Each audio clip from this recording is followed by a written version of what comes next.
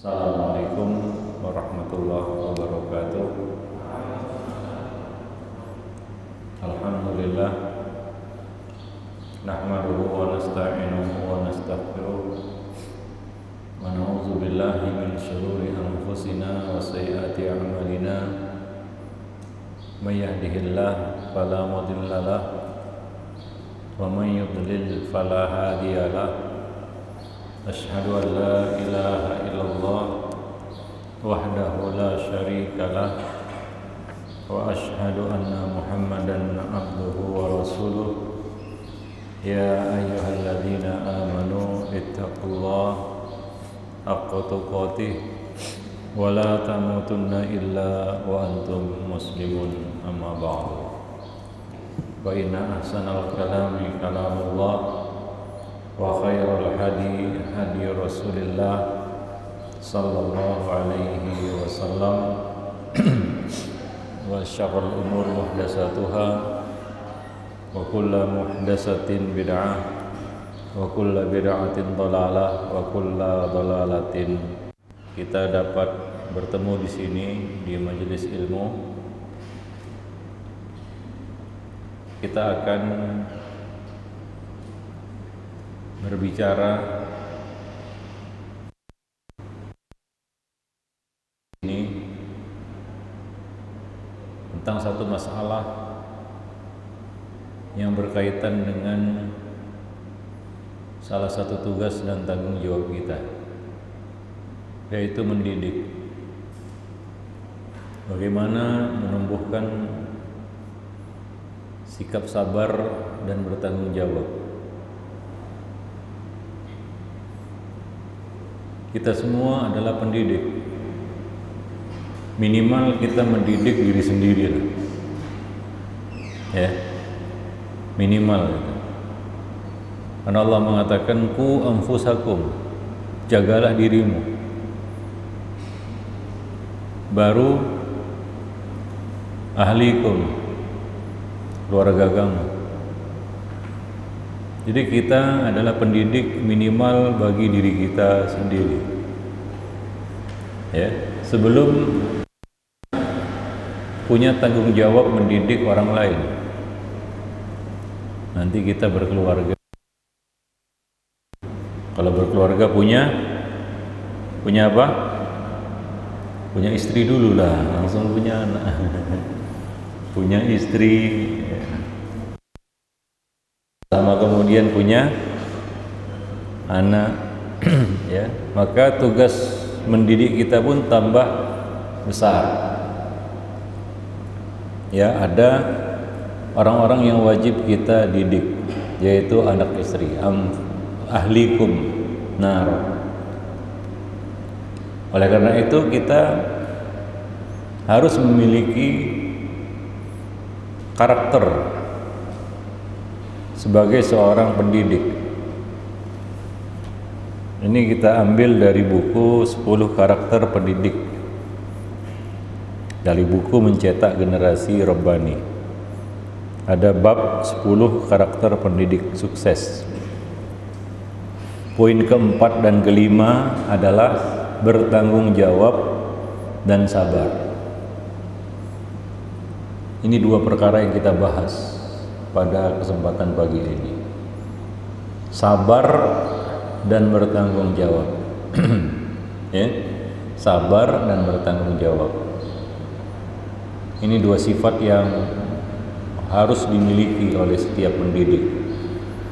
Jadi pendidik itu harus sabar dan bertanggung jawab. Para jamaah yang dimuliakan Allah. Ya, maka bagaimana caranya menumbuhkan sifat ini pada diri kita? Kita mulai dari sabar dulu ya. Sabar itu mutlak kita perlukan dalam tugas mendidik. Nanti antum bakal mendidik, dan sekarang juga sedang mendidik diri sendiri dan akan mendidik orang lain. Mulai dari skop yang paling kecil, mendidik keluarga, sampai yang lebih besar lagi, Antum jadi guru mungkin, jadi pendakwah, jadi dai mungkin. Dan mendidik ini adalah tugas yang berat, nggak ringan. Ini tugas Nabi, para Nabi dan Rasul. Salah satu tugasnya adalah mendidik. Dan mendidik itu bukan amal ibadah yang selesai kelar 1-2 jam, 1-2 bulan, 1-2 tahun.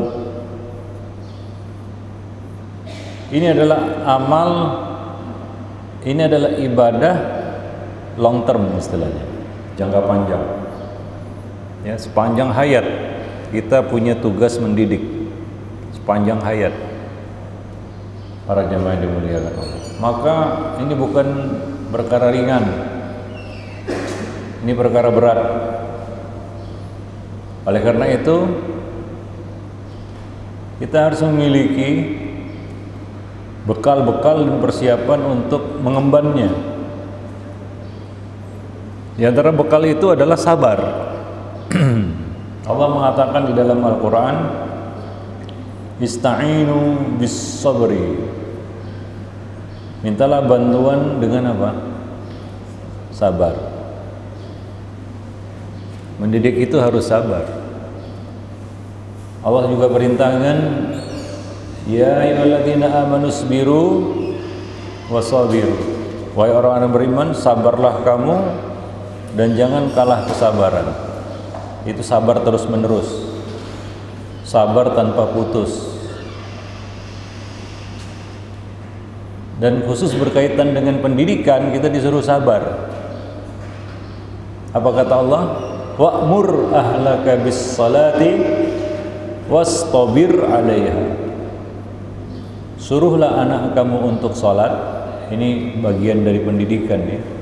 Menyuruh anak untuk salat dan sabarlah kamu dalam melakukannya. Kalau nanti punya anak, nyuruh anak sholat itu luar biasa itu ya. Susah, apalagi sholat subuh, bangunkan tidur lagi, bangunkan tidur lagi kan gitu ya. Kadang-kadang harus setiap waktu kita ingatkan sholat ya. Nah, hingga Nabi mengatakan wa'mur ahlak umuru auladakum bis salati fi sab'in. Suruhlah orang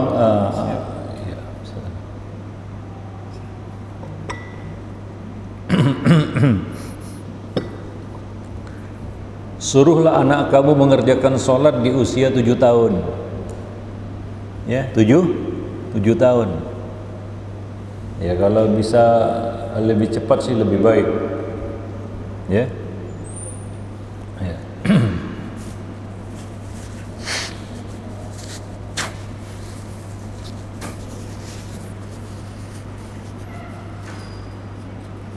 Dan untuk melakukannya perlu sabar. Wastabir 'alaiha.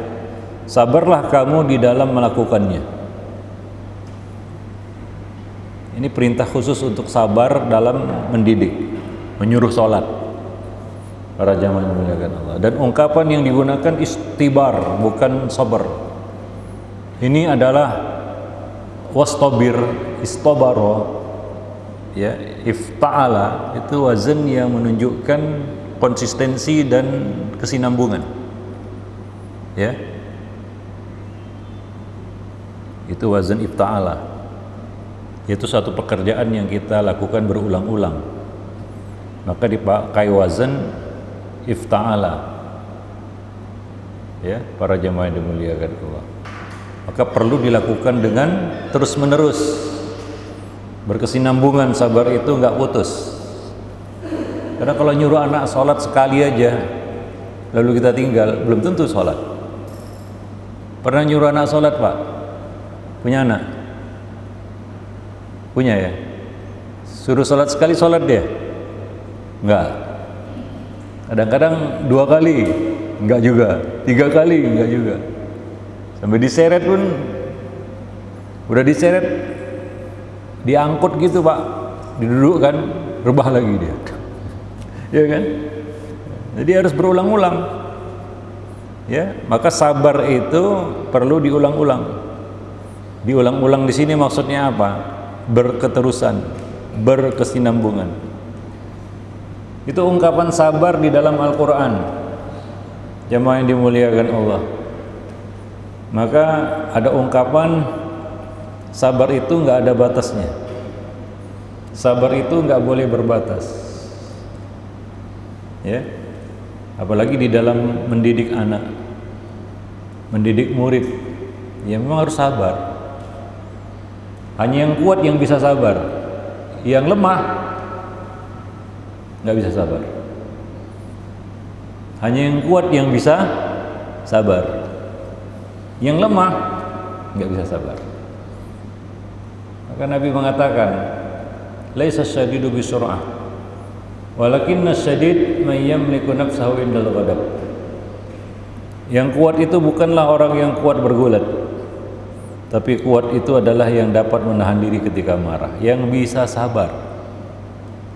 Kalau kita ikuti marah kita, maunya jadi guru galak aja kan gitu ya. Marah terus, sikit-sikit marah kan gitu ya. Mulai dari marah yang acting sampai marah beneran. Ada juga marah acting sebenarnya gitu ya. Sandiwara. Tapi juga ada juga yang beneran gitu ya, para jemaah yang dimuliakan. Ya, maunya marah memang. Itu menunjukkan kita masih lemah. Kalau kita belum bisa mengendalikan emosi, belum bisa sabar, artinya kita masih lemah. Ya, kita perlu berlatih supaya bisa sabar. Maka Nabi mengatakan, man tasabbara sabbarahullah. Barang siapa yang berlatih sabar, Allah akan memberikan kesabaran. Artinya sabar itu tidak bisa instan. Ya, sabar bukan junk food, siap saji gitu. Enggak. Dia perlu sabar, telaten untuk bisa mengasahnya, menumbuhkannya, dan mempertahankannya. Ya, nggak bisa sehari dua hari langsung jadi orang sabar, enggak. Perlu dilatih terus. Boleh dibilang sabar kita itu jatuh bangun. Kadang sabar, kadang enggak. Kadang enggak, kadang sabar. Ya, para jamaah yang dimuliakan Allah. Kadang-kadang lupa sabar itu kan gitu ya. Udah marah-marah baru sabar saya. Udah marah-marah dia. Sudah ngamuk dia, baru dia bilang sabar. Itu sebenarnya sudah kehilangan momentum sabar. Sabar itu ada momentum. Momentum itu tahu ya? Ya, ada waktunya ya. Ada waktu sabar di mana kita harus sabar. Kalau kita nggak sabar pada momentum itu, kita kehilangan kesabaran namanya. Ya, kita kehilangan kesabaran.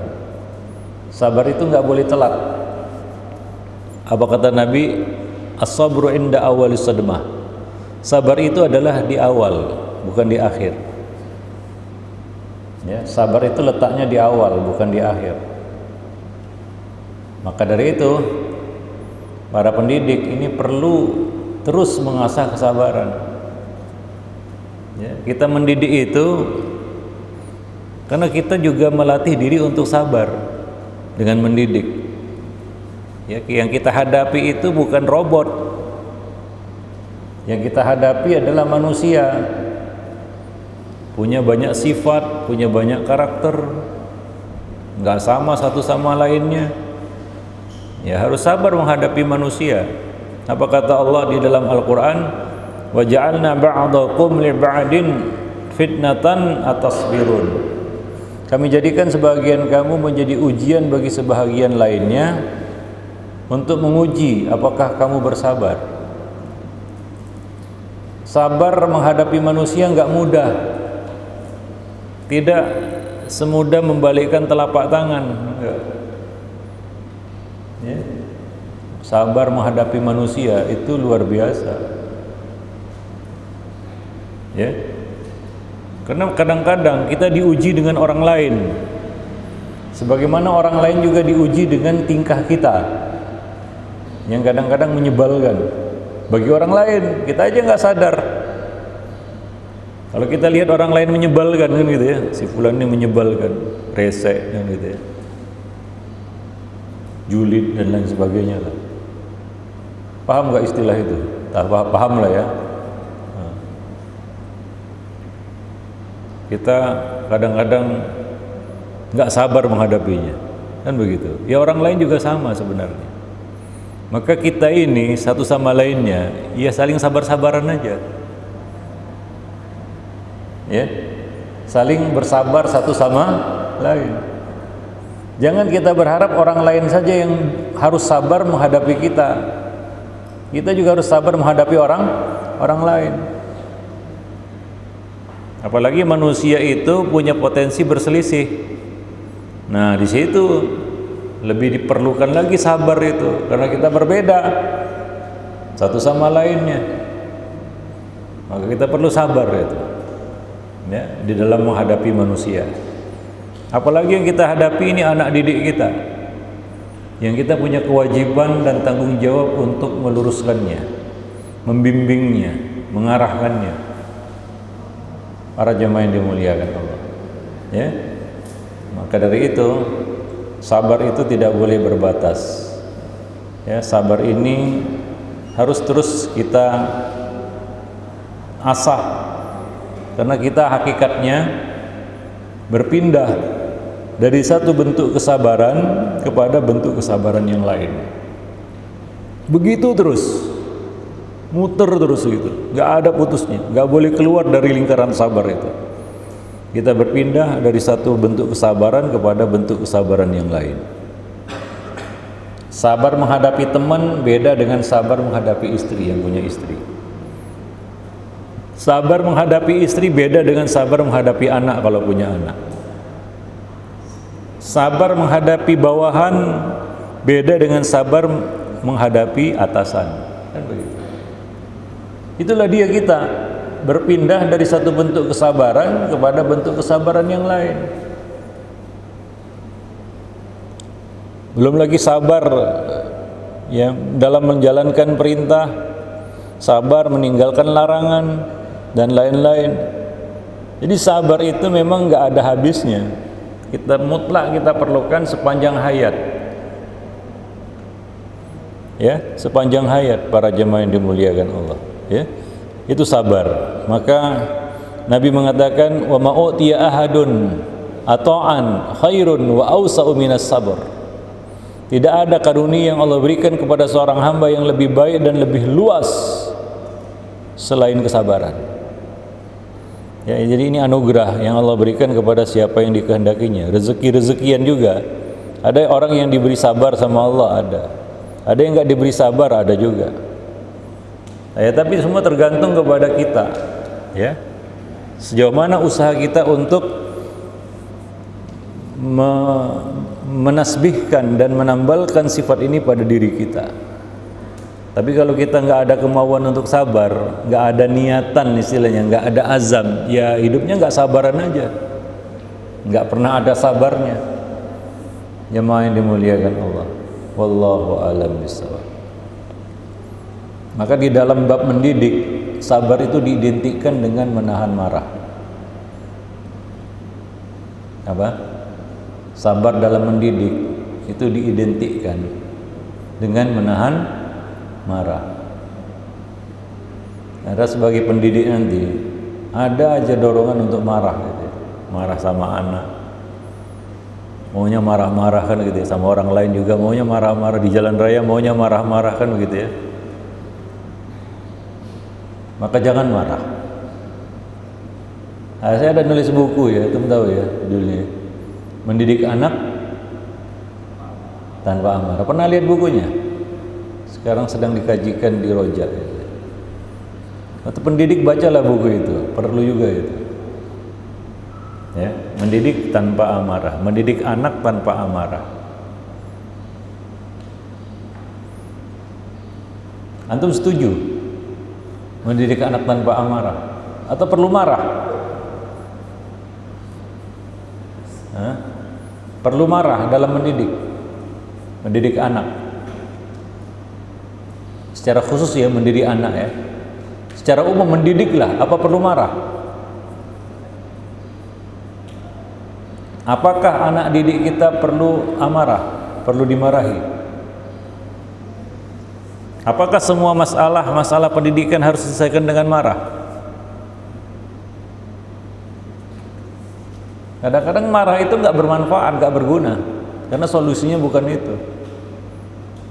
Bahkan banyak dari amarah itu berbuah penyesalan, menyesali kata-kata yang diucapkan, menyesali tindakan yang dilakukan karena marah. Ya, maka setiap pendidik itu harus bisa menahan amarahnya, emosinya. Maka ada secara umum ya, bukan dalam bab mendidik aja, secara umum Nabi pernah berkata kepada seseorang, la taghdab, la taghdab, la taghdab, 3 kali. Jangan marah. Dia tanya lagi, kemudian apa? Jangan marah. Tanya lagi dia, kemudian apa? Jangan. 3 kali. Jangan marah, kata Nabi. Itu Nabi yang bilang, Nabi yang berkata, jangan marah. Ketika Nabi mengatakan ini, apakah artinya Nabi menafikan marah? Manusia tanpa amarah? Enggak juga. Ya, tidak juga. Karena ada istilahnya apa? Marah karena Allah.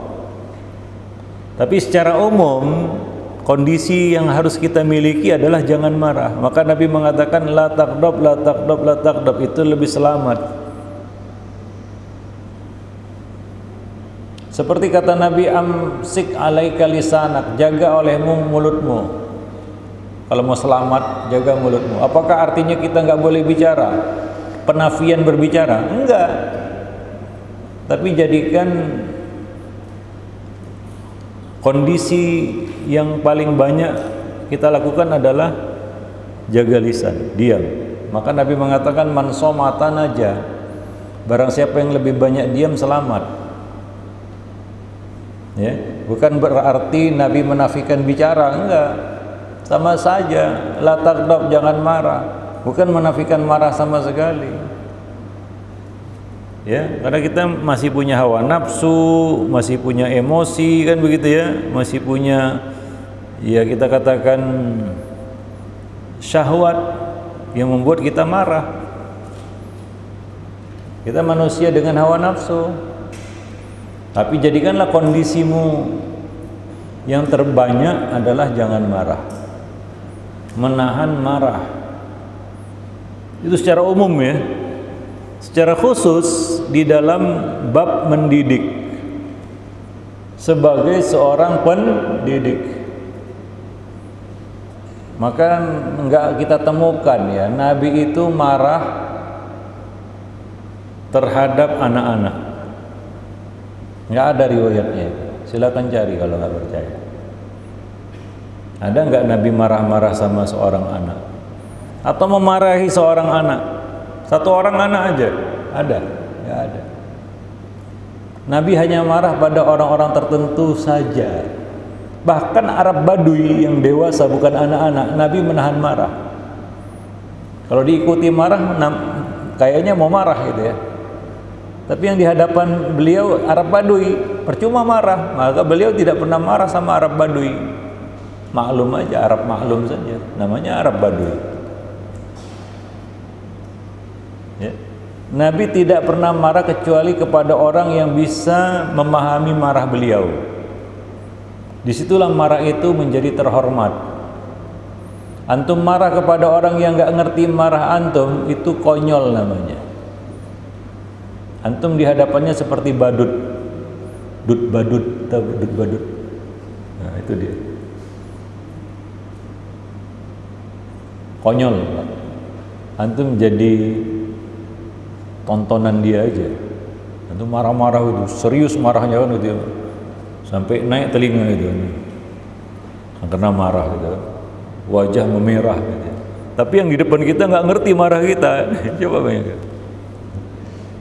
Dia nggak paham, ini saya dimarahi kenapa, apa maksudnya, nggak ngerti dia, kan konyol itu. Maka antum mau marah, lihat dulu orang yang di hadapan antum siapa. Makanya Nabi itu nggak mau marah-marah sama Arab Badui. Kenapa? Percuma. Ya Nabi maklumi aja. Oh, Badui ya udah. Bahkan kepada Arab Badui yang kencing di sudut masjid itu, dimarahi sama Nabi? Enggak. Ya sahabat mau marah-marah, tapi Nabi melarang, ya jangan. Gak usah dimarahi, dikasih tahu aja. Dipanggil sama Nabi bukan dimarahi, tapi dikasih ilmu. Ini ada Arab Badui, orang awam, antum hadapi marah-marah antum konyol udah, hilang ilmu antum. Antum macam orang idiot jadinya, blow on, tau blow on? Iya kan? Cobalah antum marah-marah di jalan raya sana, coba. Ada orang yang mancing-mancing, ya namanya orang awam kan gitu ya, jahil gitu. Antum marah sama dia, oh itu ya, iya. Ujung-ujungnya kita jadi jahil juga seperti dia, baku hantam di situ gitu ya. Jadi tontonan orang kita kan gitu ya. Para jemaah yang dimuliakan Allah. Jarang orang yang bisa mengendalikan diri ketika marah. Itu aja sudah, pegang kata-kata itu. Gimana pun iman antum, takwa antum, soleh antum, ilmu antum, marah hilang semua itu. Betul atau betul? Antum punya pengalaman mungkin, ya kan? Kalau sudah marah, hilang semua itu. Solehnya hilang, imannya hilang, takwanya hilang, ilmunya hilang, semuanya hilang. Karena orang jarang bisa berpikir jernih waktu marah, Pak. Makanya Nabi mengatakan la talaqa fi ghalaq, tidak ada talak pada waktu ghalaq. Ghalaq itu artinya marah. Kenapa Nabi mengatakan seperti itu? La talaqa fi ghalaq. Enggak ada talak yang jatuh waktu ghalaq, marah, godok. Kenapa?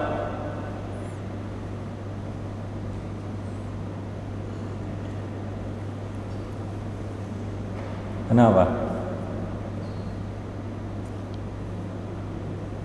Padahal di dalam hadis yang lain Nabi mengatakan salasun hunna jiddun. 3 perkara main-main serius dianggap beneran. Salah satunya apa? Tolak. Iya kan? Gak boleh canda itu. Serius canda sama aja itu. Tapi marah nggak jatuh, beda. Canda antum tolak bisa jatuh itu, tapi marah nggak jatuh. Kenapa? Ada apa dengan marah?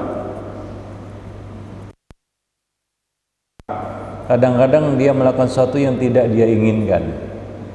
Kadang-kadang dia mengucapkan sesuatu yang tidak dia maksud. Selesai marah, baru dia ketika ditanya betul mentalak istri, oh enggak, tadi saya marah.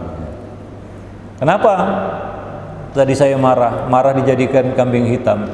Ya karena orang marah itu nggak bisa berpikir jernih. Maka saya katakan tadi, kalau sudah marah hilang semua, gantengnya hilang. Ya kan, coba antum marah berkaca gitu, gimana kira-kira wajahnya? Bisa nggak orang marah sambil senyum gitu? Coba. Bisa Pak, disatukan Pak. Gila kali ya. Antum marah besar ini sambil senyum, bisa nggak? Coba lakukan. Ya. Keselio itu urat wajah itu. Antum marah tapi mau senyum gitu, nggak bisa itu. Kenapa? Ya hilang semuanya, gantengnya hilang, tampannya hilang, ilmunya hilang, imannya hilang, takwanya hilang, semua. Karena sabarnya hilang, buyar semuanya. Udah banyak urusan yang buyar, ambiar gara-gara marah. Berapa banyak ya kita katakan peristiwa yang mana kita marah berbuah penyesalan. Sudah selesai marahnya baru nyesal. Padahal waktu mau marah kita beralasan saya ini patut marah. Wah, begitu ya. Memang ada alasan saya untuk marah ini. Memang sudah waktunya saya marah. Oh, marah, dia mau marah ini. Tapi begitu selesai marah, nyesel dia. Aduh, kenapa saya marah? Dalam hatinya yang paling dalam berkata, dari hatinya yang paling dalam berkata, aduh, kenapa tadi saya marah? Kalau nggak marah kan lebih bagus lagi. Dia sesali. Alasan bagi saya, argumentasi kuat untuk saya marah. Begitu selesai marah, yang datang justru penyesalan. Ya. Puas sesaat saja marah itu, puas. Habis itu apa? Nyesel. Kita pun nggak ingat kata-kata yang kadang-kadang selesai marah, orang, oh fulan tadi kamu berkata begini, berkata begitu. Oh enggak katanya dia. Padahal iya. Ingat apa yang antum buat.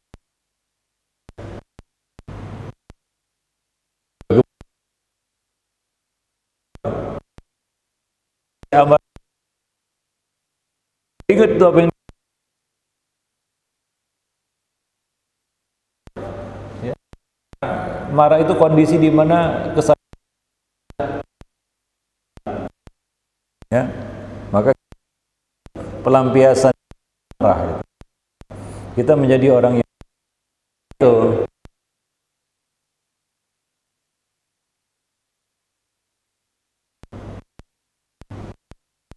marah-marah itu mendatangkan setan, mengusir malaikat. Pada suatu ketika Abu Bakar dicela oleh seseorang, tapi ia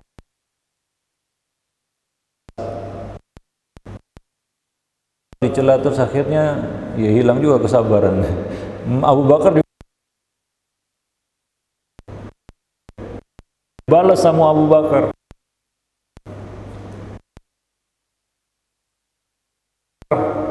Rasulullah langsung pergi. Apa Nabi? Maka diikuti.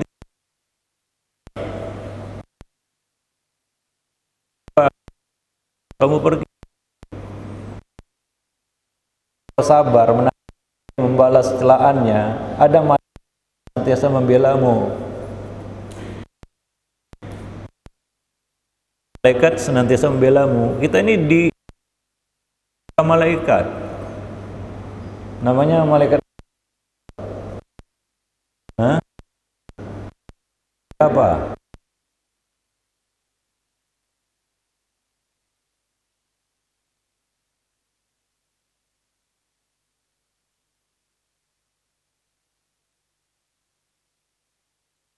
Sertai malaikat.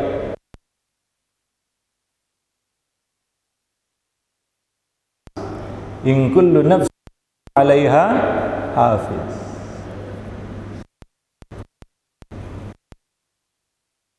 Mu'aqibatun min baini yadayhi wa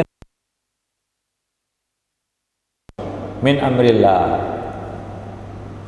Bagi manusia itu datang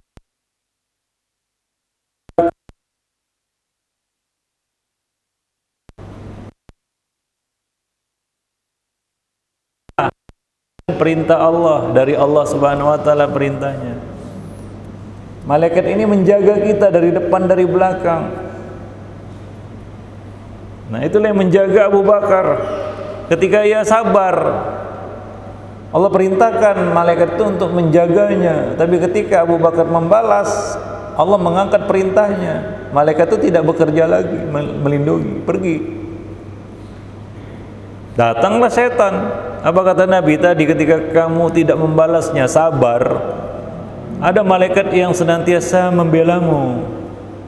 Allah perintahkan malaikat itu.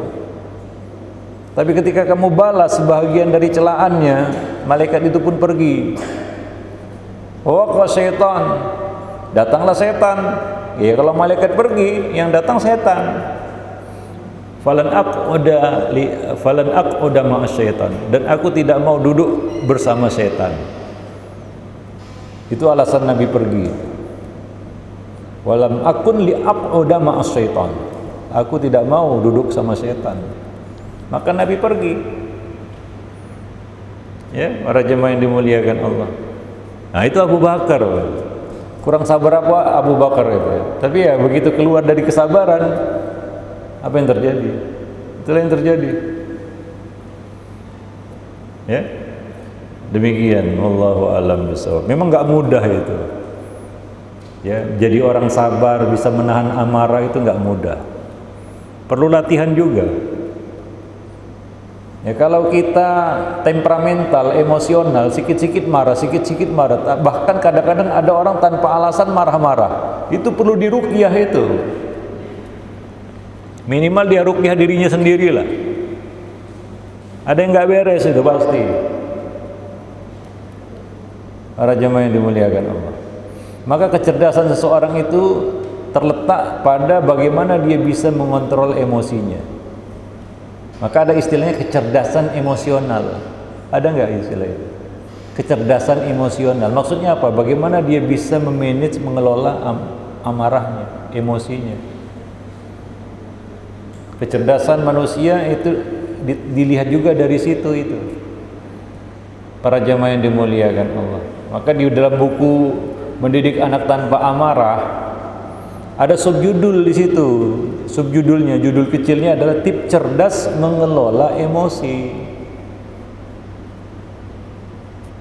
Bagaimana kita bisa memanage emosi kita hingga tidak menjadi kekuatan yang bisa membinasakan kita. Antum lagi marah, itu dibantu dengan kekuatan setan. Maka seolah-olah adrenalin naik kan begitu ya. Jadi berani. Antum merasakan itu? Pernah nggak marah? Kan adrenalin naik ya. Jadi seolah-olah berani gitu. Walaupun kalau ditantangin beneran lari. Tapi waktu marah, wah, aku tantang petenteng kan gitu ya. Coba jagoan lah. Lagi marah ini. Para jemaah yang dimuliakan Allah. Makanya beda. Antum mukul dengan amarah dengan memukul tanpa amarah. Beda kekuatannya. Ada seorang ayah memukul ataupun seorang guru memukul muridnya, anak didiknya dengan amarah. Pingsan-pingsan itu murid. Pingsan itu dipukul. Kenapa? Pukulannya itu disertai amarah. Kalau untuk mukul orang dengan amarah itu kekuatannya bisa berlipat-lipat lebih besar daripada ya mukul biasa. Ya, beda itu. Ada bantuan setan di situ. Ya, orang yang mukul ketika marah sampai pingsan orang, ketika ditanya apa katanya? Pelan kok saya mukulnya. Biasanya Pak polisi bilang, Bapak sedang marah mungkin. Iya, ya jelas lah. Kita waktu marah nggak bisa mengukur seberapa kuat kita memukul. Nggak bisa kita mengukurnya Pak. Maka syarat bolehnya memukul. Enggak. Itu syaratnya para ulama marah.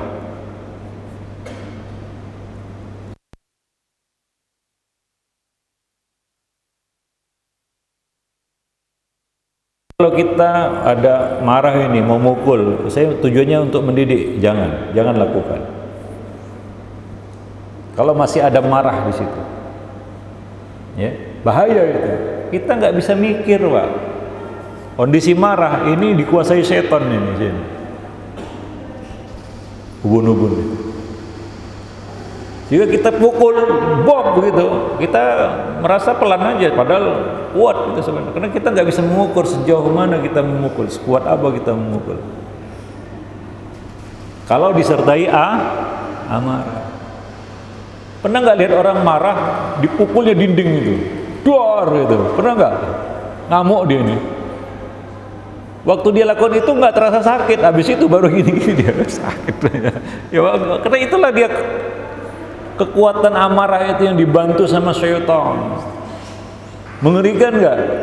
Kalau normal aja mau dia pukul dinding itu, nggak sedang marah ini, iseng-iseng aja gitu. Oh, ini dinding saya pukul, nggak mau dia, nggak kuat juga dia. Tapi waktu marah mau dipukulnya dinding itu, Gedegar tuh, meja digebrak, gedebar gitu ya.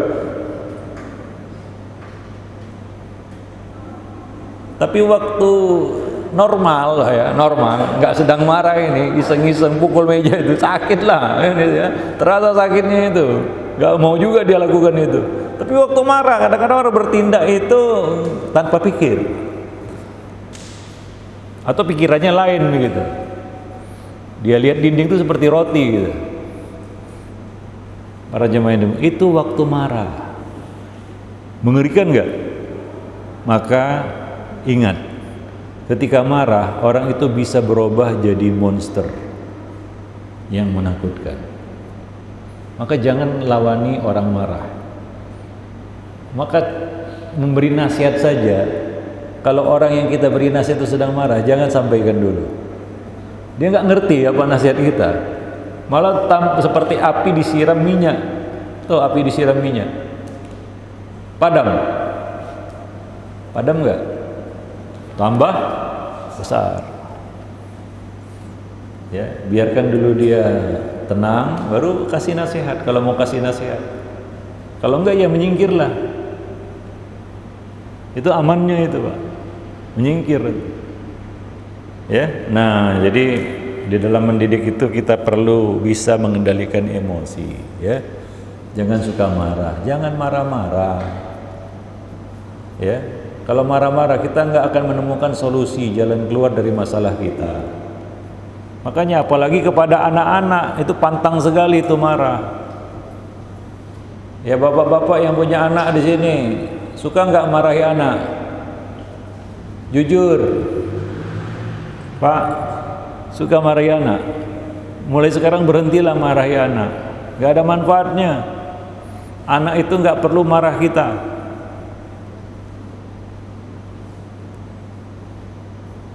Serius ini, Pak. Beneran ini Ustaz gak boleh marah sama anak. Beneran. Kalau ada yang bilang kita perlu sekali-sekali marah sama anak, salah. Jangan dengarkan ucapan seperti itu. Antum sekali marah akan berkelanjutan dengan marah berikutnya. Ujung-ujungnya antum akan menganggap marah itu adalah solusi.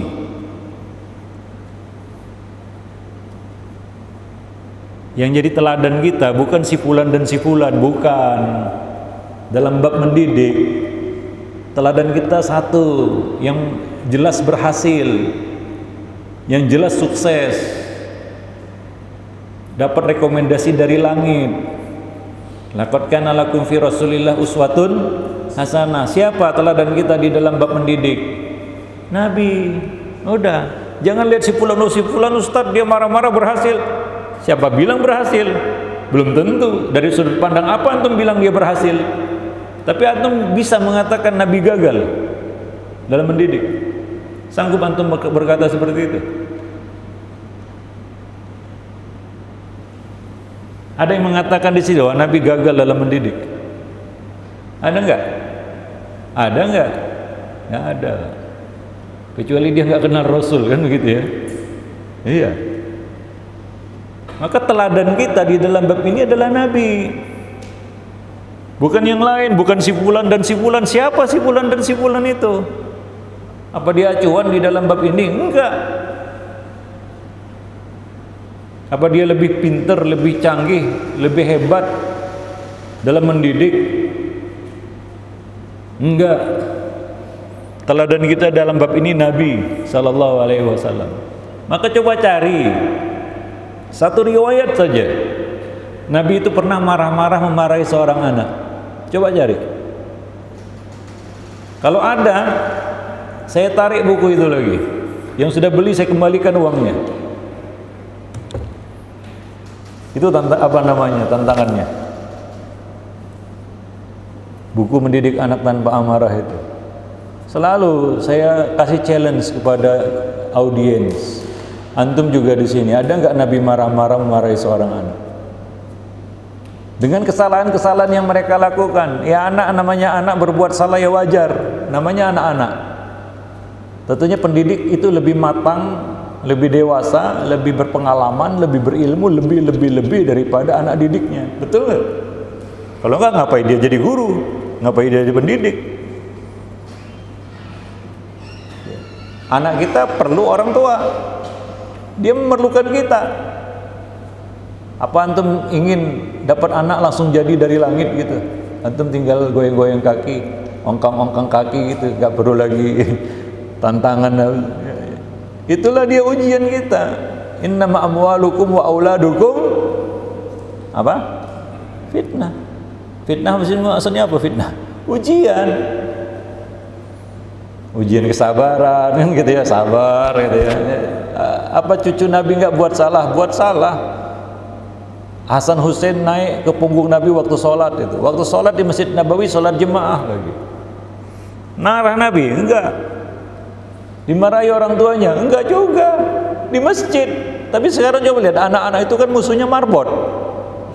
Macam Tom and Jerry itu. Semua masjid marbot itu keluarnya anak-anak. Anak-anak yang jadi musuhnya apa? Marbot itu aja. Ya kan? Di mana-mana. Mau masjid sunnah, mau masjid gak sunnah sama aja. Kenapa? Jadi marbot itu kerjanya marah-marah sama anak itu ya, memarahi anak-anak ya. Anak-anak lari, anak-anak dimarahi. Antum jadi konyol jadinya. Anak nggak perlu marah, dididik aja, dikasih tahu, dinasihati, dikasih ilmu, sabar. Makhluk kecil, makhluk yang masih serba terbatas, jadi kasih tahu aja, dia perlu ilmu. Maka Nabi gak marah. Itu di Masjid Nabawi, sholat berjamaah. Hasan Hussein datang naik ke punggung Nabi hingga Nabi terhalang untuk bangkit dari sujud. Ganggu nggak itu? Saya tanya tuh, salah nggak itu? Ya salah lah. Cuma yang lakukan ini anak-anak. Apa perlu dimarahi Hasan Hussein waktu itu? Enggak. Bahkan Nabi mendoakan, ya Allah, aku menyintai keduanya, cintailah keduanya. Gitu. Kalau kita nggak marah, itu berbuah jadi ilmu, berbuah jadi doa, berbuah jadi nasihat. Kalau nggak marah, tapi kalau marah-marah nggak ada sudah. Ya isinya, udah, anak-anak diusir, macam ngusir binatang. Betul nggak Pak? Hus gitu, macam ayam. Kasihan ya. Anak-anak jadi musuh marbot di mana-mana itu ya. Musuh marbot anak-anak nomor 1. Para jemaah yang dimuliakan Allah. Ya kan? Ada masjid di rumah, dekat rumah. Ada Pak? Terjadi nggak itu? Di mana-mana. Bahkan masjid sunnah sekalipun, ya. Yang jadi marbotnya yang dia keluhkan apa? Anak-anak itu. Saya bilang, karena saya jawab, Pak ngapain dimarahi? Ya anak itu dikasih tahu aja. Oh nggak bisa kasih tahu, ya kasih tahu orang tuanya. Ya. Kadang-kadang kita harus menitipkan nasihat itu ke lisan orang lain. Mungkin orang tuanya yang perlu. Coba dikasih tahu orang tuanya. Anak-anak itu dimarahi, ya dia nggak ngerti, besok diulanginya lagi, kan betul ya? Amin, teriak macam-macam. Oh, kan anak-anak itu di masjid. Dilarang sama marbot, berantemlah sama marbot. Besok ya teriak juga, anak-anak itu nggak berhenti Pak. Ya, nah demikian. Tapi ya itulah kita di situ kita perlu sabar. Mendidik itu perlu sabar. Ini bukan main sulap. Mendidik itu bukan main sulap. Simsalabim abrakadabra kata antum langsung jadi gitu. Ini enggak, bukan. Ini satu proses. Proses panjang lagi. Ya, istilahnya apa? Ini kalau lari itu lari maraton gitu, bukan sprint. Yang lari cepat langsung masuk finish, enggak. Perlu daya tahan yang kuat, perlu kesabaran yang kuat untuk bisa mencapai finish. Kalau enggak antum dievakuasi nanti, ya, atau dievakuasi, enggak sampai finish Pak. Pingsan tengah jalan gitu. Wallahu a'lam bishawab. Jadi sepakat antum mendidik anak tanpa amarah. Sepakat. Cuma prakteknya nanti dulu. Insya Allah prakteknya masih dalam sambil jalan ya, sambil jalan istilahnya. Ya proses ya sambil jalan lah. Saya tanya antum pernah nggak marah sama anak-anak? Sama anak di rumah lah. Punya anak di rumah kan, marah nggak sama anak? Kenapa marah? Enggak tanpa alasan. Masih kecil dimarahin itu. Dia bengong ya. Para jemaah yang dimuliakan Allah, wallahu. Oh Ustaz, nanti dia kalau dimarahi, kalau nggak dimarahi makin ngelunjak. Nah itu alasan klasik paling banyak orang tua memarahi anaknya. Kalau nggak dimarahi nanti makin ngelunjak dia. Nah ini kan berarti kita jadikan anak kita sebagai saingan gitu ya. Iya, waktu itu antum bisa marah. Ingat, ada momen antum nggak bisa marah sudah, antum balik dimarahi. Maka jangan sesali kalau nanti antum sudah tua renta, antum kerjanya dimarahi sama anak itu. Karena itulah yang didapat oleh anak dari antum.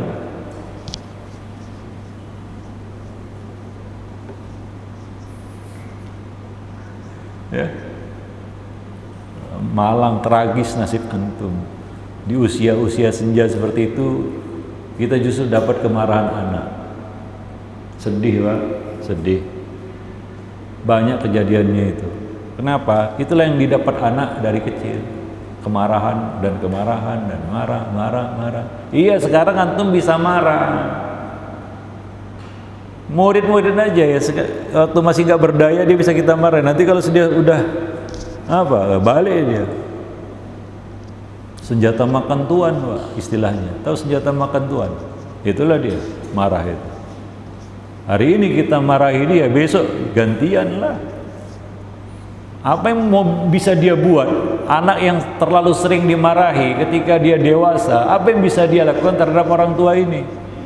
Apa yang tergambar, apa yang terekam dalam benaknya? Ya marah. Maka dia bentaklah orang tuanya, dia marahi orang tuanya.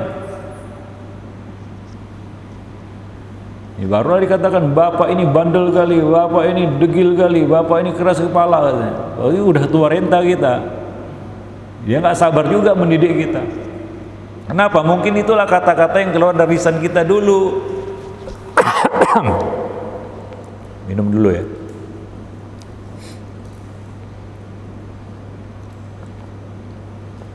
Udah dingin rumahnya. Tadi saya mau minum karena masih panas. Sekarang udah dingin.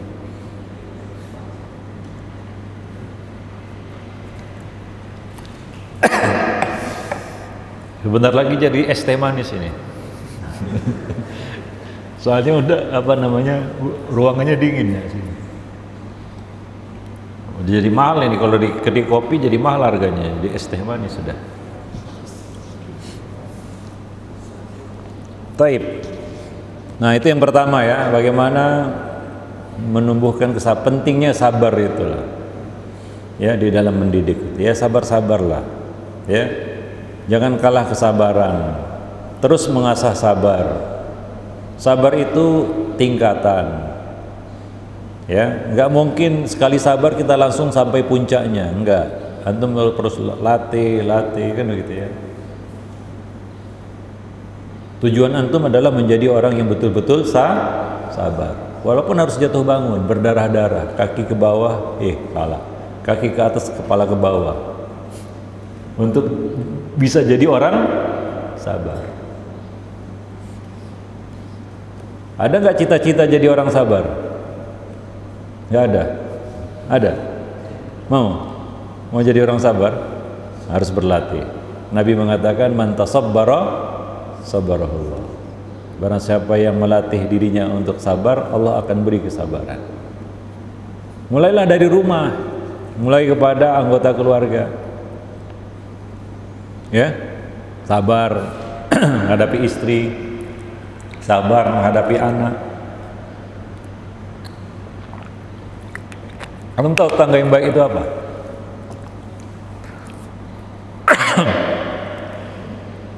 Antum tahu nggak bertetangga yang baik itu apa? Coba. Siapa yang jawab?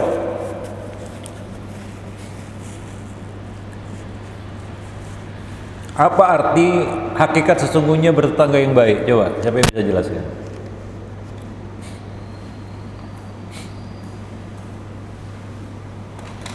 Hah? Aduh. Ya. Nah.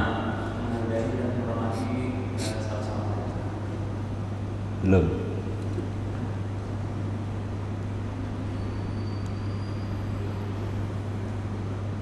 Antum menghormati karena dihormati itu wajar.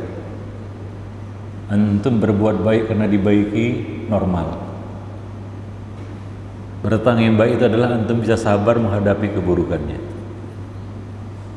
menghadapi gangguan tetangga, keburukan tetangga. Antum bisa sabar, itu artinya bertetangga yang baik. Itu artinya antum bisa menjadi tetangga yang baik. Ketika antum bisa sabar menghadapi kekurangannya, begitu juga menjadi sahabat yang sejati, sahabat yang baik adalah ketika antum bisa sabar menghadapi gangguan, kekurangan, dan segala hal yang tidak enak yang kita dapatkan dari teman kita, sahabat kita. Itu teman sejati, itu teman yang baik.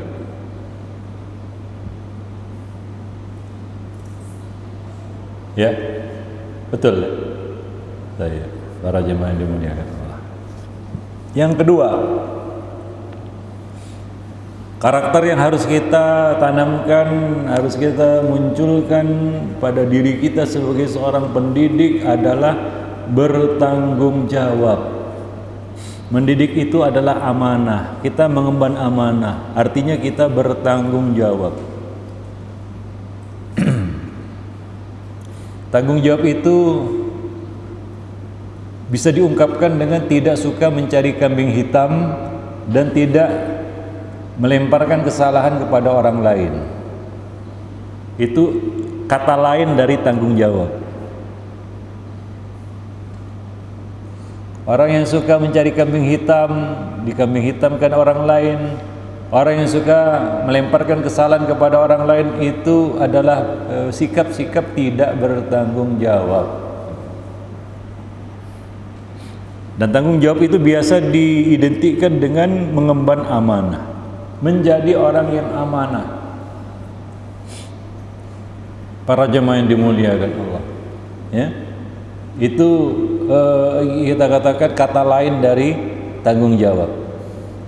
Maka jadilah pendidik yang bertanggung jawab, amanah mengemban tugas mendidik itu. Ya, kita lakukan itu dengan amanah, bahwa ini adalah tugas kita, tanggung jawab kita, ya, harus kita lakukan. Kita nggak bisa lari darinya, ya. Maka jangan suka cari-cari kambing hitam, ya, seolah-olah nggak ingin disalahkan gitu, seolah-olah itu bukan tanggung jawab dia, seolah-olah itu bukan amanah yang harus ditunaikan. Ya, ada orang yang pintar ngeles, orang tahu ngeles, selalu aja ngelak gitu, nggak mengatakan ya ini adalah tanggung jawab saya. Para jemaah yang dimuliakan Allah, nah itu yang harus kita tumbuhkan, mental seperti itu yang kita perlukan di dalam mendidik.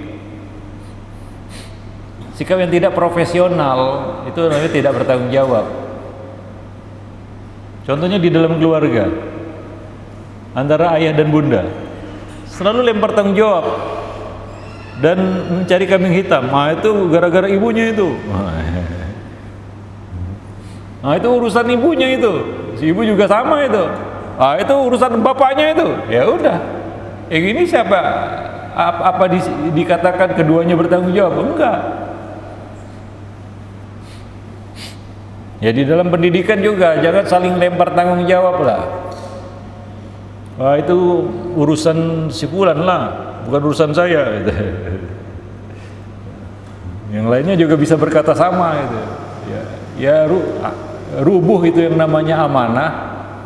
Ya, tersia-siakan tanggung jawab itu jika sikap suka cari kambing hitam dan melemparkan kesalahan kepada orang lain itu menjadi tradisi. Apalagi di kalangan bangsa kita yang udah jelas-jelas salah aja, dia gak pernah mengaku salah. Itu tradisi sudah, jadi budaya itu. Yang udah jelas-jelas salah. Dia nggak malu berbuat salah dan dia nggak mau mengakui salah. Ini tidak bertanggung jawab juga. Jadi orang nggak ngerti apa tanggung jawabnya. Para jemaah yang dimuliakan Allah, ya. Nah, maka ini harus kita tumbuhkan di dalam diri kita, sikap bertanggung jawab, mengemban amanah, ya, dan berani mengatakan kalau salah ya saya salah, maka harus diperbaiki. Orang yang nggak pernah tahu dia salah, kapan dia memperbaiki? Ya, kapan dia memperbaiki? Jemaah yang dimuliakan Allah. Nah, maka salah satu sikap bertanggung jawab itu adalah dia mengatakan salah kalau salah. Ya, dia mengatakan salah kalau salah. Tidak melemparkan kesalahan kepada orang lain. Wallahu a'lam bishawab. Maka ini perlu dilatih juga tanggung jawab itu. Mulai dari kanak-kanak, kita harus melatih anak itu bertanggung jawab. Kasih dia tugas tertentu misalnya, bagaimana dia melakukannya, dan terus evaluasi itu, sehingga muncul dalam dirinya rasa tanggung jawab. Ya, dimulai dari diri sendirilah, tanggung jawab terhadap diri sendiri. Bukankah Nabi mengatakan wa inna li jasadika 'alaika haqqan, sesungguhnya tubuhmu juga punya hak yang kamu bertanggung jawab untuk memenuhinya. Bagaimana tanggung jawab kita terhadap diri kita dulu lah. Para jemaah yang dimuliakan Allah, ya. Nah, itu harus dilatih dari kecil. Gak bisa muncul begitu saja, udah besar baru dia terasah rasa tanggung jawabnya. Enggak. Kita bisa lihat juga anak-anak yang dibiasakan, ya, untuk bertanggung jawab, dia akan mudah untuk melakukannya. Tapi yang nggak biasa, ya itu suka ngeles, suka lari dari kenyataan, lari dari tanggung jawab, nggak bertanggung jawab, ya. Nah, itu sikap-sikap yang ya tentunya para jemaah yang dimuliakan, sikap lemah itu. Ya, orang yang tidak bertanggung jawab itu orang lemah, orang kalah, pecundang, nggak akan bisa sukses, nggak akan bisa berhasil, ya. Maka tanamkan ini sejak dini, sejak kanak-kanak. Karena kita gini, yang udah besar-besar gini, udah dewasa gini, ya, baru terasa, waduh, dulu waktu kecil saya nggak pernah dilatih untuk itu, ya. Nah, apalagi laki-laki, saya katakan tanggung jawab laki-laki kan lebih besar. Itu pasti. Kenapa? Allah mengatakan ar-rijal qawwamuna 'alan nisa. Laki-laki pasti akan jadi pemimpin keluarga dia kalau dia nikah. Ya, dia pemimpin keluarga. Dia akan jadi menjadi pemimpin bagi keluarganya. Dan pemimpin itu ya bertanggung jawab. Itu syarat mutlak jadi pemimpin. Leadership nomor 1 itu bertanggung jawab. Kalau nggak bertanggung jawab, jangan pilih dia jadi pemimpin. Ya, pemimpin itu harus siap bertanggung jawab. Dia di depan, dia pasang badan. Maksudnya apa pasang badan di sini? Dia amanah di dalam menjalankan tugas kepemimpinannya. Dan nggak banyak orang yang amanah, apalagi di akhir zaman. Para jemaah yang dimuliakan Allah. Nah, itu mungkin skup yang besar, amanahnya juga besar, tanggung jawabnya besar. Ya, kita mulai bicara yang kecil-kecil lah. Anak didik kita, anak-anak kita, itu tanggung jawab dalam skup yang kecil itu, ya. Gak usah bicara besar-besar, ya. Yang kecil dulu lah.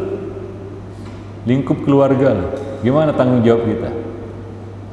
Nah, jadi tanggung jawab itu memerlukan satu poin yang ini mutlak, sandingannya seperti sabar dengan menahan marah tadi. Tanggung jawab itu ada sandingannya, gandengannya dia, seperti sabar dengan menahan marah tadi. Apa coba?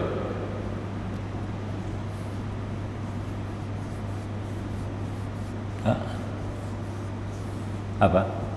Tadi kan sabar kita kaitkan gandengannya apa? Menahan marah. Tanggung jawab itu ada gandengannya dia. Amanah dan tanggung jawab itu ada gandengannya dia. Apa? Enggak lah, itu lawannya, bukan gandengannya. Gandengannya gitu. Bukan, itu lawannya. Ya, lawannya. Ini gandengannya, sandingannya yang harus ada bersamanya gitu. Seperti suami istri gitu. Menahan marah dan sabar itu seperti suami istri. Nggak boleh dicerai. Nggak boleh dipisah. Nah, ini tanggung jawab, ayo.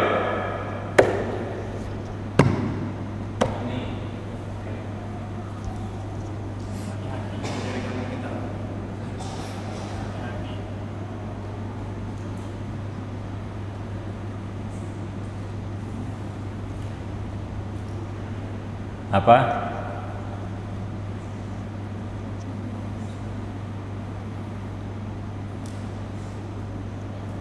Hah? Apa? Hah? Berani. Berani itu sifat yang lain di sini. Salah satu di antara sifat pendidik itu berani, bukan sandingan.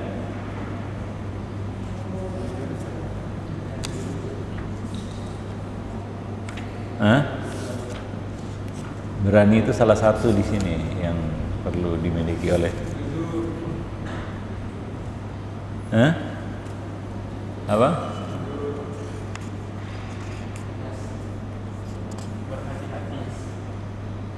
Belum. Ya sebut aja, pasti nyantol satu. Sebut aja yang baik-baik, nanti jumpa satu. Hah? Apa? Berkewajiban tanggung jawab. Ya bersama kayaknya. Hah? Ayo, tadi sabar kita identikkan sandingannya dengan menahan marah. Nah, kalau bertanggung jawab, amanah, itu sandingannya apa?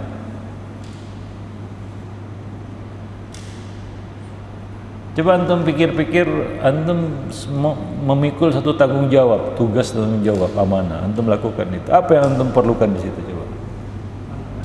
Hah? Qanaah. Hubungannya apa itu? Coba enggak, antum kan pernah memikul satu tanggung jawab amanah. Apa yang antum perlukan di situ? Coba saya kasih gambaran itu. Hah? Apa? Jujur. Hah? Sama aja, jujur percaya. Kata lain aja deh. Yang lain. Hah? Berani nggak salah. Nggak berapa. Keseimbangan antara kedua juga. Keseimbangan. Satu kata yang antum paham langsung, itulah adalah konsekuensi tanggung jawab. Merasa memiliki.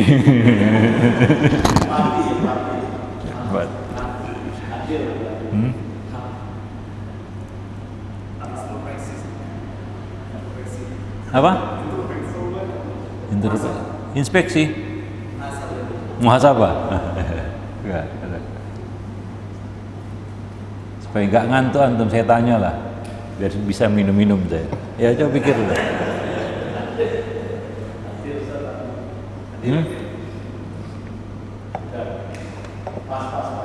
Pas.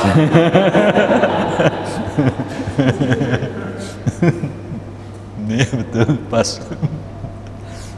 Lepas ya, pas. Mungkin akhwat tahu jawabannya ini.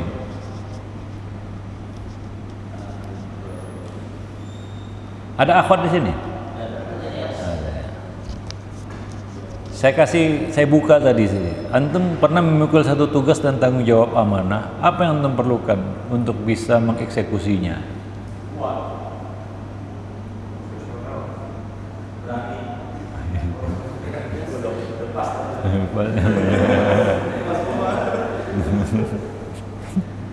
Taib, ya. Satu kata. Satu kata. Yang perlu antum miliki. Sandingan dari bertanggung jawab dan amanah. Yaitu siap berkorban. Iya.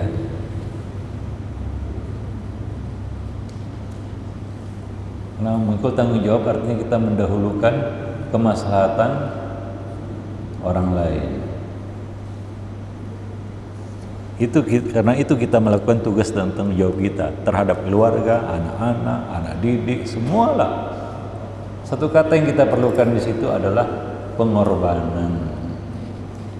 Tidak akan mungkin tugas tanggung jawab itu kita pikul tanpa ada rasa, sikap, sifat siap berkorban.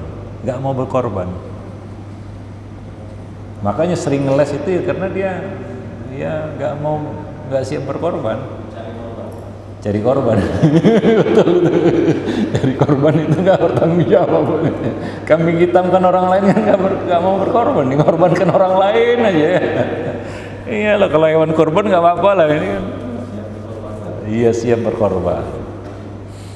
Ya macam-macam lah kita berkorban maslahat kita, berkorban waktu, tenaga, semua pikiran. Harus siap berkorban. Maka pemimpin yang bertanggung jawab itu adalah pemimpin yang siap berkorban, bukan mengorbankan. Ya, iya itu. Oh, dia pemimpin yang bertanggung jawab, berarti dia siap berkorban. Itu kesuksesan para salaf menjadi pemimpin itu di situ. Mereka siap berkorban. Untuk berkorban maslahat mereka untuk maslahat yang lebih besar. Itu inti dari tanggung jawab. Kalau antum lihat pemimpin yang gak mau berkorban, belum bisa jadi pemimpin. Nanti antum merasakan kalau sudah jadi pemimpin keluarga minimal, ya. Kalau antum sudah jadi pemimpin, rijal qawwamuna 'alan nisa, minimal pemimpin keluarga, nggak mau berkorban, susah. Maka salah satu karakter calon pemimpin ataupun orang yang bisa memimpin adalah coba lihat bagaimana, apakah dia siap untuk berkorban.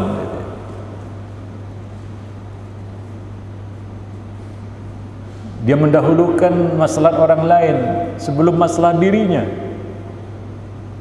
Banyak contoh-contoh ya, dia mendahulukan orang bawahannya ataupun orang yang dia tanggung jawabi untuk memikul tanggung jawab itu.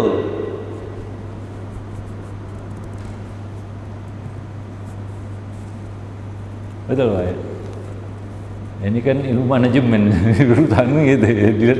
Cara untuk melihat orang ini karakternya pemimpin, leadership atau bukan, ya coba lihat bagaimana dia uji, bagaimana dia pengorbanannya. Mau nggak dia berkorban untuk melakukan tugas dan tanggung jawabnya?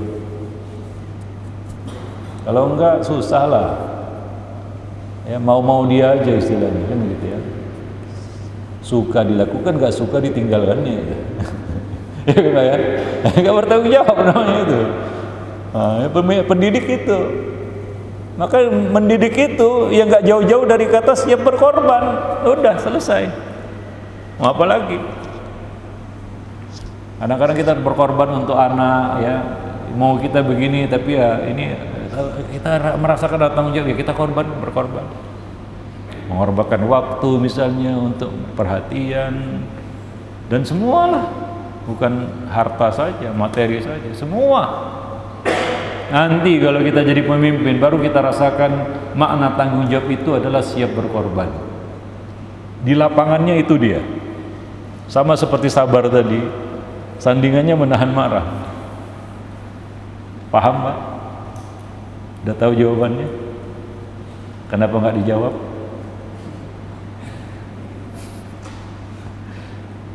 Mungkin tahu ya, ketika sudah mendengarnya gitu ya. Ya iyalah, udah mendengarnya udah tahu ya. Sebenarnya itu kita jalani, ketika kita memikul sebuah tanggung jawab, ya kan? Itu mengungkapkannya itu kadang-kadang apa sih maksudnya gitu ya. Ya Pak ya. Qanaah kemana-mana terlalu jauh untuk bicara qanaah di sini, ya kan? Itu bagus semua yang tersebutkan itu, cuma untuk secara spesifik untuk memikul sebuah tanggung jawab, jadi ya harus menjadi orang yang siap berkorban. Sebagaimana Nabi, pengorbanan Nabi luar biasa.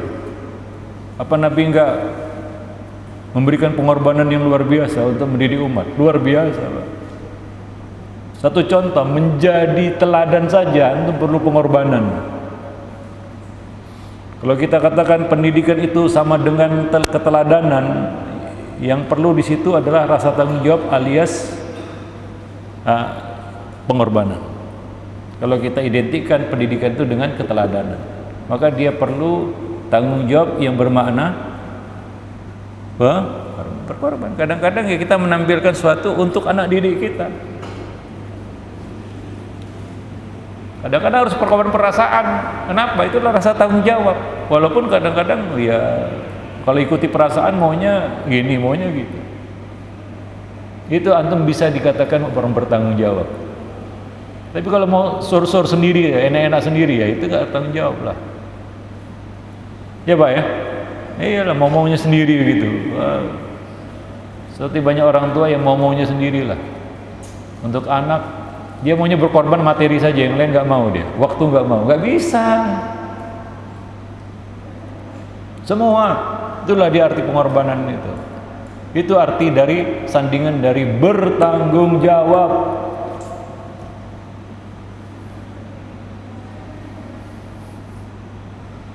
Siap untuk siapa? Asyap. Iya harus siap. Itu karakter pemimpin itu yang orang bertanggung jawab itu. Nah, terhadap anak-anak didik kita itu, anak kita di rumah lah, siap berkorban waktu. Pikir-pikir. Kadang-kadang ada orang tua weekend Pak ya, Sabtu Ahad yang libur, yang bisa dia luangkan waktu untuk anak-anak, dia korbankan itu anak-anak. Dia nggak mau, dia lebih memilih untuk menghabiskan waktu untuk kepentingan hobi kan gitu ya. Sejauh mana? Maka kalau seperti itu ceritanya, yang jadi pertanyaan adalah sejauh mana tanggung jawabnya? Memang berat itu ya. Berat. Kadang-kadang kita berhadapan dengan pilihan yang sulit gitu ya. Milih hobi atau anak, susah itu. Ya kan, maunya nafsunya ingin melampiaskan hobi. Ini mumpung libur, Sabtu Ahad libur, yang hobinya main ini, main itu kan begitu ya. Sementara dia punya tanggung jawab anak-anak. Nah di sini pilihannya ini. Nah, kembali kepada satu kata tadi, siap berkorban enggak? Kadang-kadang kita mengorbankan, memang seleranya maunya ngelampiasin hobi lah ya. Tapi kita berhadapan dengan tanggung jawab. Singkirkan dulu itu. Ini dia siap berkorban. Para jemaah yang dimuliakan Allah. Wallahu a'lam bishawab. Itu dalam skop yang lebih kecil lah ya, dalam bab pendidikan, mendidik. Tanggung jawab dalam mendidik. Belum lagi yang lebih besar lagi ya, tanggung jawab sebagai pemimpin, apalagi pemimpin tertinggi, wah luar biasa itu. Kalau ada pemimpin yang nggak mau berkorban, mengorbankan orang lain, ya bukan pemimpin yang baik itu, bukan pemimpin itu sebenarnya. Wallahu a'lam bishawab. Sejauh mana antum jadi pemimpin? Nah di situ.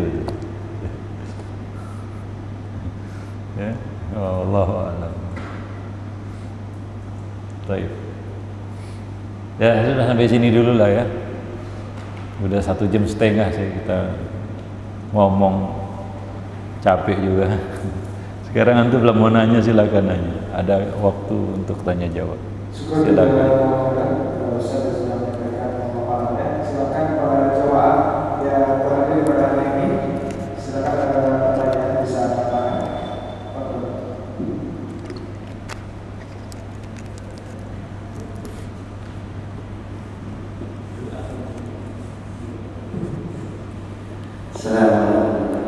Waalaikumsalam warahmatullahi wabarakatuh.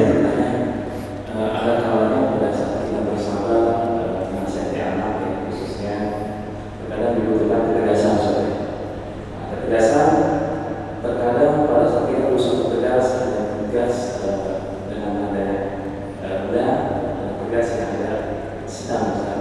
Gimana ulang tegas dengan mengucapkan informasi nada itu yang sedang. maksudnya gimana tuh tegas sedang macam baju aja udah ukurannya M, S, XL, X, L.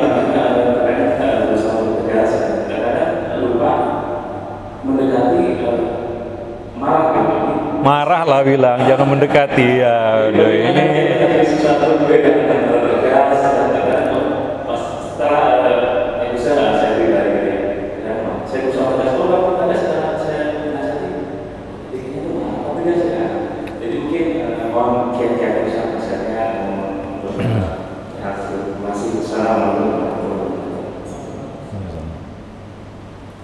Ya memang kadang-kadang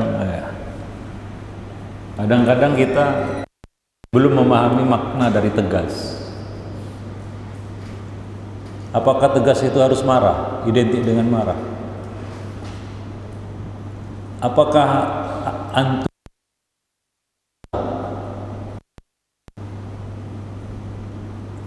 harus meninggikan suara, harus pasang wajah samar, harus pasang wajah ngeri, harus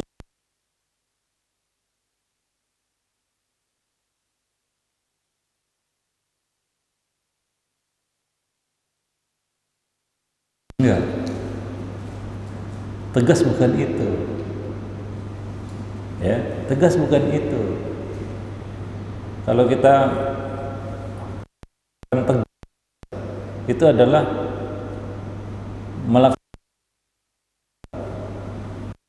yang kita buat.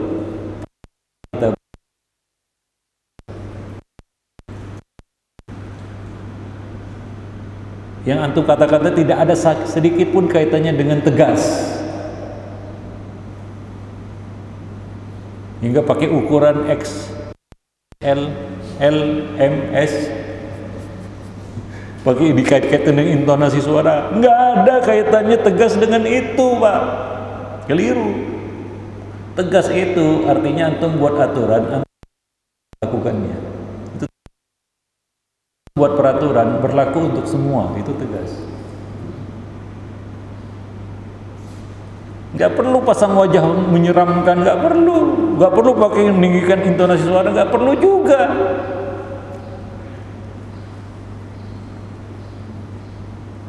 Itu tegas. Antum buat hukum, lakukan. Kita orang pertama yang melakukannya, itu tegas. Lawannya mencela-menceli kan gitu ya. Ya buat aturan dia sendiri yang melanggar itu ya. Buat aturan yang tidak berlaku untuk semua, pilih kasih, tebang pilih. Nah, itu nggak tegas. Jadi anak itu nggak perlu intonasi yang seperti orang teriak-teriak di pasar untuk menunjukkan, nggak ada, Pak. Nggak perlu juga kita lembuti anak itu, tapi kita kasih aturan yang tegas, berlaku dia untuk kita, dan dia bisa lihat juga ada rasa keadilan, dia lihat itu dalam hukum, itu tegas. Antum suruh anak baca Quran, dia baca Quran, antum baca HP, itu nggak tegas.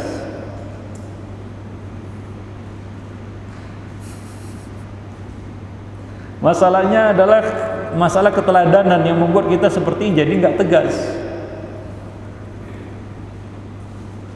Kita gagal jadi contoh, itu yang menghancurkan ketegasan kita. Bukan masalah antum bisa pasang wajah garang, kayaknya intonasi tinggi, menakut-nakuti anak. Enggak, itu nggak ada kaitannya dengan tegas. Ingat itu. Anak juga nggak perlu itu juga. Paham? Nah, ya.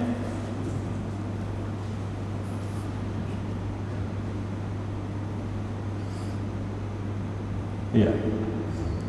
Enggak, banyak orang yang mengartikan tegas itu ya, dengan mimik. Bukan, tegas itu bukan dengan mimik, dengan intonasi suara. Apa kaitannya dengan tegas? Tegas itu berkaitan dengan hukum, peraturan. Baru anak di situ belajar ketegasan. Oh, ini aturannya. Oh, ayah saya juga melakukannya. Ibu saya juga melakukannya. Dia lihat ketegasan di situ. Enggak mencela-menceli, kadang-kadang begini, kadang-kadang ya, bingung anak itu. Besok disuruh ini, ternyata si ayah lain pula kan gitu ya. Dia kan bingung juga itu. Diajari sabar tapi ayah marah-marah terus ya, gimana ya? Nah, tegas itu kaitannya dengan hukum, Pak. Bukan dengan antum bagaimana berakting di depan anak. Anak juga bingung antum tegasnya gimana, tapi antum sendiri melanggar peraturan, sama aja. Bingung juga dia, wajah garang kita dia. Paham? Sudah paham sekarang tegas itu apa? Nah, itu dia tegas. Laksanakan rule, aturan yang kita buat. Itu pemimpin ya kan. Di rumah kita buat aturan, di sekolah kita ada aturan. Sejauh mana kita bisa melakukan itu? Bagaimana kita bisa melakukan ataupun menerapkan hukum itu untuk semua, hatta kepada diri kita. Itu ketegasan Nabi. Kalau Fatimah putri Muhammad mencuri, saya potong tangannya. Walaupun kita buat salah, kita harus aku salah, minta maaf sama anak, itu baru tegas. Ini kadang-kadang anak buat salah, wah dikejar-kejar harus minta maaf. Begitu si bapak buat salah, diam-diam aja. Gimana anak belajar tegas, Pak? Mencela-menceli jadinya. Ketidakkonsistenan ini, inkonsistensi ini yang membuyarkan ketegasan. Kita tahu, makanya orang tegas itu bukan wow, dengan aktingnya, enggak. Kita lihat kata orang itu bagaimana dia menaati aturan hukum kesepakatan yang berlaku. Maka Nabi mengatakan al-mu'minuna ala syurutihim. Mukmin itu menaati, mengikuti aturan main yang sudah dibuat. Nah, itu yang kita ajarkan sama anak. Kadang kita ngomong, anak, ini aturannya begini, ya lakukanlah. Kita orang pertama yang terdepan untuk melakukannya. Itu tegas, Pak. Paham? Ya. Jadi nggak usah pakai ukuran. Itu bingung juga nanti antum kan gitu ya. Berapa volume yang harus dikeluarkan ini suara ini supaya nampak tegasnya gitu. Aduh, ini salah paham, banyak itu salah paham ya, tentang hal semacam ini. Ya.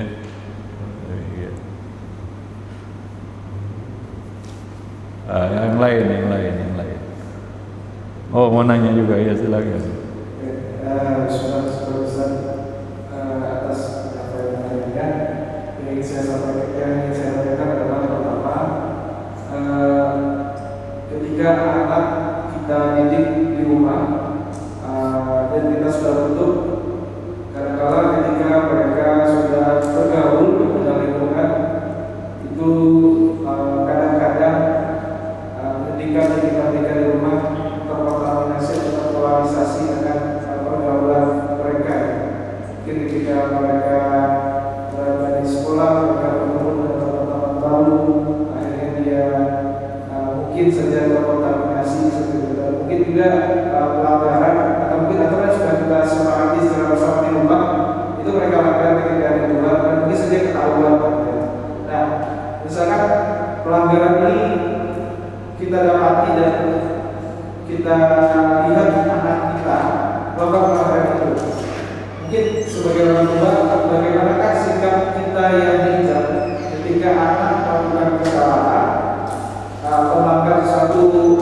lalu sudah kita sepakati bersama bagaimanakah setiap kita yang bijak sebagai orang tua dalam menanggapi mereka melakukan kesalahan dan apa yang harus kita lakukan sehingga mereka itu bisa sadar dengan kesalahannya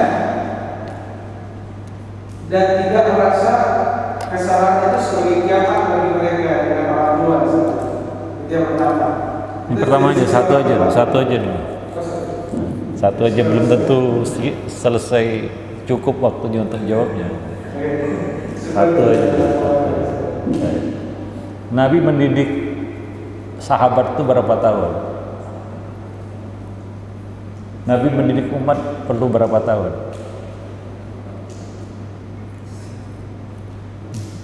23 tahun. 23 tahun. Angka itu belum apa-apa kalau dibandingkan dengan nabi yang lain. Siapa? Nabi Nuh.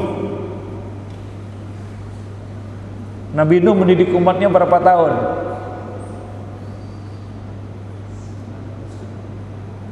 950 tahun. Inni da'autu qaumi lailan wa nahara. Siang malam 950 tahun. Tadi kan seperti sudah kita sampaikan, namanya pendidikan itu adalah suatu proses yang kita lakukan berkesinambungan terus menerus. Kita bukan sulap gitu ya. Nggak ada ceritanya instan di sini. Ini bukan mie instan, ini bukan makanan siap saji, junk food ya. Enggak. Ini dia kata amal sepanjang hayat istilahnya, mendidik itu. Ya. Apa antum membayangkan anak sekali ngomong selesai urusan? Enggak juga. Ya. Kalau Nabi tadi, Nabi Nuh putus 950 tahun, panjang kali itu. Bayangkan sabarnya gimana itu. 950 tahun. Kita kadang-kadang 9 bulan aja nggak sabar kita sudah. Apa kata Allah? Walam yazidhum du'a illa firara. Artinya bukan banyak juga yang mengikuti apa yang disampaikan oleh Nabi Nuh, hatta istrinya dan anaknya. Bayangkan itu. Apa nggak didakwahi sama Nabi Nuh? Didakwahi 950 tahun. Antum mendidik anak berapa tahun, berapa jam, berapa bulan? Sudah mencak-mencak. Sudah jatuh vonis sana sini kan gitu ya. Belum ada apa-apanya dibandingkan Nabi Nuh. Antum mendidik sampai 950 tahun, bisa sabar nggak? Masalahnya sabarnya itu. Sampai last minute tetap berkata ya bunayya rekam ma'ana. Last minute itu. Last minute tuh ya. Detik-detik terakhir itu sebelum tenggelam. Masih diajak juga. Bisa sabar sampai sejauh itu, luar biasa itu, Pak. Harus belajar sabar dari Nabi Nuh kita. Maka tadi ada perintah sabar, sobir, isbir dan sobir. Maka jawabannya sudah bisa ketebak. Ya gak mungkin anak itu kita kurung, gak bergaul sama siapa-siapa, gak mungkin kan. Dia dapat pengaruh dari luar, ya wajar. Dia terpengaruh, itulah manusia. Ya tugas kita, perbaiki lagi, dibersihkan lagi, diluruskan lagi. Ya begitu terus, sabar. Tergoda lagi dia, banyak lagi pengaruh-pengaruh yang dia dapatkan dari luar. Cuci lagi, bersihkan lagi, begitu terus. Itu tugas kita. Hidayah hasil akhir, bukan tanggung jawab kita. Yang Allah nilai nanti adalah apa yang sudah kita lakukan. Hasilnya kita nggak tahu. Nabi Nuh bukan bapak yang gagal, bukan suami yang gagal juga. Hanya karena anaknya nggak dapat hidayah, istrinya juga sama, nggak dapat hidayah. Enggak. Nabi Nuh bukan suami yang gagal, bukan ayah yang gagal. Tapi Nabi Nuh adalah ayah yang sukses dan suami yang sukses. Ustaz, bagaimana istrinya nggak dapat hidayah, anaknya juga nggak dapat hidayah? Bukan masalah itu, hasil bukan di tangan Nabi Nuh.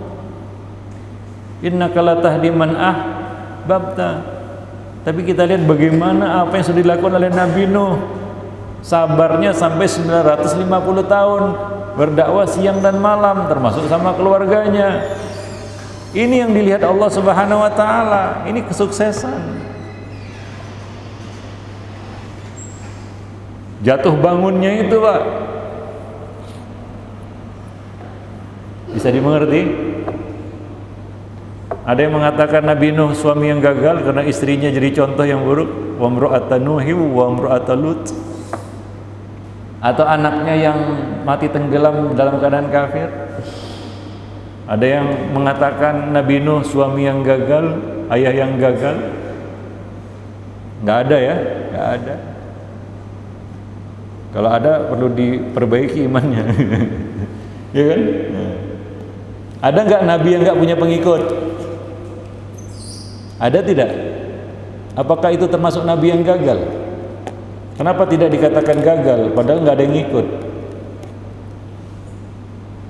Tidak ada yang ngikut, Pak.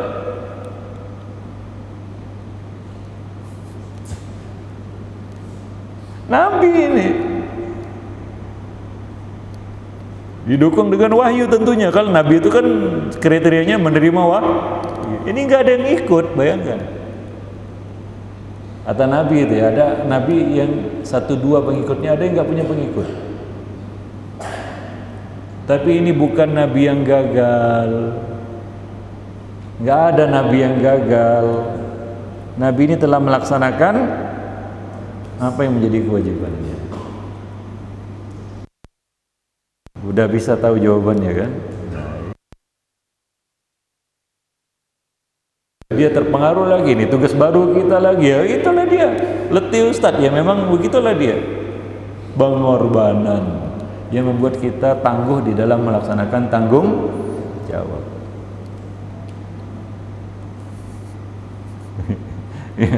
Ya. Udah ya, sampai sini dulu, jam 11 soalnya. Dari jam 9 kita ngomong nih, 2 jam, capek juga. Sampai di sini 2 pertanyaan aja ya. Cukup lah itu ya. Sebenarnya antum tanya apapun ya jawabnya kembali kepada materi yang disampaikan tadi. Subhanakallah bihamdik, asyhadu an la ilaha illa anta, astaghfiruka wa atubu ilaik. Assalamualaikum warahmatullahi wabarakatuh.